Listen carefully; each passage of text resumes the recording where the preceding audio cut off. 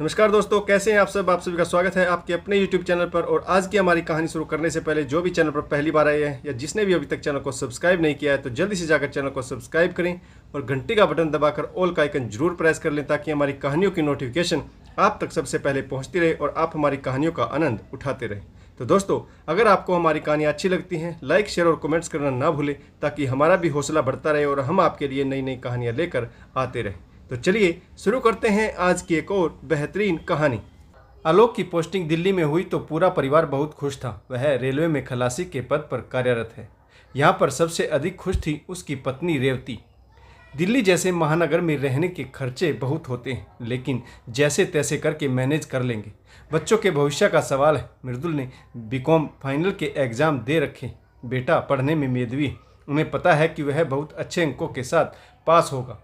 इसके बाद उसकी सीए करने की इच्छा है। सीए के लिए एंट्रेंस एग्जाम में बहुत अधिक मेहनत करनी होगी। वहीं बेटी रीमा ने मेडिकल से +2 की। वह नीट का एग्ज़ाम क्लियर करके डॉक्टरी की पढ़ाई करना चाहती है।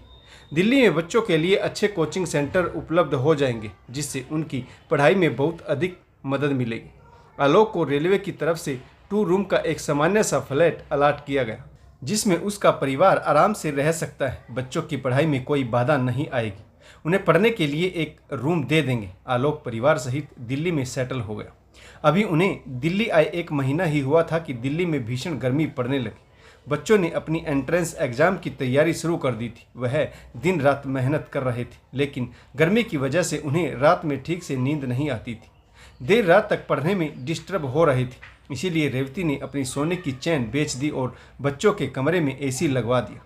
पहले तो रेवती टालती रही, लेकिन जब आलोक ने दबाव डाला तो उसने बताया कि उसने अपने भतीजे के जन्मदिन पर मिली सोने की चैन बेच दी ताकि उसके बच्चों की पढ़ाई में कोई बाधा न आए। वह नहीं चाहती थी कि जैसे सामान्य जिंदगी वह जी रहे हैं उनके बच्चे भी जिएं। आखिर बच्चों की गलती क्या है? वह तो पढ़ाई में बेहतर से बेहतरीन करने की कोशिश कर रहे हैं। अगर हमने उन्हें साधन मुहैया नहीं करवाए तो यह गलती हमारी होगी, ना कि बच्चों की। बच्चों की पढ़ाई सुचारू रूप से चलने लगी थी कि हर रोज़ कोई नया मेहमान आ धमकता। कोई तो परिवार सहित दिल्ली घूमने का बहाना बनाकर सप्ताह भर के लिए डेरा जमा कर बैठ जाता। आलोक और रेवती दोनों के परिवार वालों से लेकर गांव के पड़ोसी, जानने पहचानने वाले लगभग सभी दिल्ली देखने पहुंचने लगे और ठिकाना होता आलोक जी का घर, जहां पर बना बनाया खाना मिलता और रहने को एसी रूम। जाते समय मेहमान रेवती की बुरी बुरी प्रशंसा करते और आलोक से कहते, वाह भाई आलोक, तेरे तो ठाठ हैं। रेवती बहुत अच्छा खाना बनाती है और घर में एसी लगा है, मज़े ही मज़े। सरकारी नौकरी का अलग ही रुतबा है। मेहमान आते तो बच्चों को अपनी पढ़ाई छोड़कर अपना कमरा उन्हें सौंपना पड़ता, जिसे देखकर रेवती का मन कुढ़ता रहता। अब वह किस किस को समझाए कि उसके बच्चे बहुत बड़े एग्ज़ाम की प्रिपरेशन कर रहे हैं। मेहमानों के आने से उनकी पढ़ाई डिस्टर्ब हो रही है। एक दिन रेवती बालकनी में बैठी इस गंभीर समस्या का समाधान ढूंढ रही थी। अचानक से उसके चेहरे पर एक चमक आ गई। रेवती को समझ आ गया था कि उसे अब करना क्या है। अब वह किसी की बात नहीं सुनेगी, चाहे कोई भला माने या बुरा। बच्चों के भविष्य को प्रेफरेंस देनी ही होगी। उसने फ़ोन उठाया और अपने व्हाट्सएप ग्रुप में मैसेज डाल दिया, सभी से अनुरोध है कि हमारे यहाँ 1 वर्ष तक कोई न आए। मैं अभी किसी की मेहमान नवाजी नहीं कर सकती, धन्यवाद। 1 मिनट भी नहीं लगा और रेवती पर तानों की बरसात शुरू हो गई। हर कोई व्हाट्सएप पर अपने तरीके से रिप्लाई कर रहा था। बड़े शहर में जाकर सेठानी हो गई, उसे भी दिल्ली की हवा लग गई। रेवती को अब नाती रिश्तेदारों की आवश्यकता नहीं रही। अरे मेहमान तो भगवान सम्मान होते हैं, भला भगवान को भी कोई घर आने से रोकता है? शायद रेवती मेहमानों के खर्चे से डर रही और भी न जाने क्या क्या। जिसने जैसा सोचा वैसा ताना रेवती के माथे मढ़ दिया। शाम को आलोक घर लौटा तो वह गुस्से में तिल मिलाता हुआ बोला, यह क्या मैसेज कर दिया तुमने? मुझे सबके फ़ोन आ रहे हैं, सब हमारा मजाक बना रहे हैं। कोई कह रहा है कि क्या तुम घर पर ताला लगाने वाले हो जो अब किसी को भी नहीं बुलाओगे? क्या भाई दिल्ली में जाकर इतने कंजूस हो गए कि रिश्तेदारों को ही घर आने से मना कर रहे हो? रेवती बोली, हाँ मैंने किया था मैसेज और मैं सबके ताने सुनने को तैयार हूँ।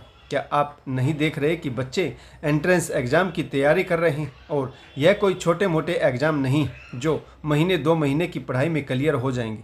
कभी कोई आए जा रहा है और कभी कोई घूमने आ रहा है, तो कोई अपना इलाज कराने, किसी को इंडिया गेट देखना है, किसी को लाल किला। मुझ में अब ताकत नहीं रही कि दिन भर किचन में लगी रहती हूँ। रिश्तेदारों की मेहमान नवाजी करूँ या अपने बच्चों के लिए स्वास्थ्य का ध्यान रखूँ। आप नहीं देख रहे, मेहमानों के आने से बजट भी गड़बड़ा रहा है। एक तो महंगा शहर, हम जैसे तैसे करके मैनेज करना चाहते हैं, लेकिन रिश्तेदारों को क्या पड़ी, उन्हें तो घूमना है। सबके लिए एक अच्छा खाने पीने का बंदोबस्त करो और फिर उन्हें घुमाने भी लेकर जाओ। यह कहाँ का न्याय है? दिल्ली में इतने बड़े बड़े होटल हैं, अगर घूमने का इतना ही शौक है तो वहाँ रुके या फिर किसी धर्मशाला में रुक जाए। मैंने हमेशा के लिए किसी को मना नहीं किया, सिर्फ 1 साल की ही तो बात है। जब कोई आता है तो बच्चे डिस्टर्ब होते हैं, इमरजेंसी की बात अलग है, लेकिन हमें अपने बच्चों का भविष्य संवारना है। कल को यही रिश्तेदार हमें आकर सुनाएंगे, इतने बड़े शहर में रहकर भी तुम बच्चों को कामयाब नहीं बना पाए। तुम खुद को ही देख लो, स्वयं ही तो कहते हो कि अगर सुविधा मिलती है तो तुम खलासी नहीं बल्कि रेलवे में अफसर होते, फिर तुम इतिहास क्यों दोहराना चाहते हो? भले ही हम सबके लिए बुरे बन जाएं, लेकिन जब तक मेरे बच्चे सफल नहीं होंगे मुझे कठोरता से काम लेना होगा। जब हमारे बच्चे आगे बढ़ जाएंगे तो यही रिश्तेदार तारीफों के पुल बांधते नजर आएंगे। आलोक कुछ समय के लिए चुप हो गया। रेवती बोली, मैंने तुम्हारे ही नहीं बल्कि अपने मायके में भी सबको मैसेज कर दिया है और व्हाट्सएप ग्रुप में भी डाल दिया। कोई कुछ भी कहे, मुझे बुरा बनना मंजूर है, परंतु अपने बच्चों का भविष्य दांव पर नहीं लगने दूंगी। मत भूलो, समय लौट कर नहीं आता। सही समय पर सही फैसला लेना बहुत जरूरी है, वरना बाद में सिर्फ पछतावा रह जाता है। आलोक बोला, तुम सही कहती हो रेवती। अगर यही कदम मेरे माता पिता ने उठाया होता और अपने अन्य कार्यों की बजाय मेरी पढ़ाई लिखाई को अहमियत दी होती तो आज मैं बहुत बड़ा आदमी होता। मेरे पास भी बड़ा बंगला, गाड़ी और समाज में मान सम्मान होता। तुम्हें एसी के लिए अपनी चैन नहीं बेचनी पड़ती। 10th में जिले भर में टॉप किया था मैंने, लेकिन सुविधाओं के अभाव में छोटे से कस्बे में सिमट कर रह गया। वहीं के छोटे से स्कूल से पढ़ाई की, फिर यह छोटी सी खलासी की नौकरी हासिल की। भगवान ने हमें बहुत अच्छा मौका दिया है जो मेरी पोस्टिंग दिल्ली में हुई। यहाँ पर अच्छे कोचिंग संस्थान उपलब्ध है जहाँ पर हमारे बच्चे अपना भविष्य बेहतर तरीके से संवार सकते हैं। अब हमें सिर्फ अपने बच्चों के लिए सोचना है। रेवती बहुत खुश थी और वह बोली, कोई चाहे कुछ भी समझे, आप मेरे साथ हैं तो मुझे दुनिया की परवाह नहीं। दोनों की आंखें यह देखकर नम हो गई। तो दोस्तों, आपको यह छोटी सी कहानी कैसी लगी कमेंट्स करके जरूर बताइएगा। आशा करता हूँ कहानी आपको जरूर पसंद आई होगी। इस कहानी में आपको किस पात्र की भूमिका अच्छी लगी और इस कहानी से आपको क्या सीख मिली, यह भी कमेंट्स करके जरूर बताइएगा। तो कहानी पढ़ने के लिए आप सभी का बहुत बहुत धन्यवाद। जय हिंद, वंदे मातरम, भारत माता की जय। जय जवान और जय किसान।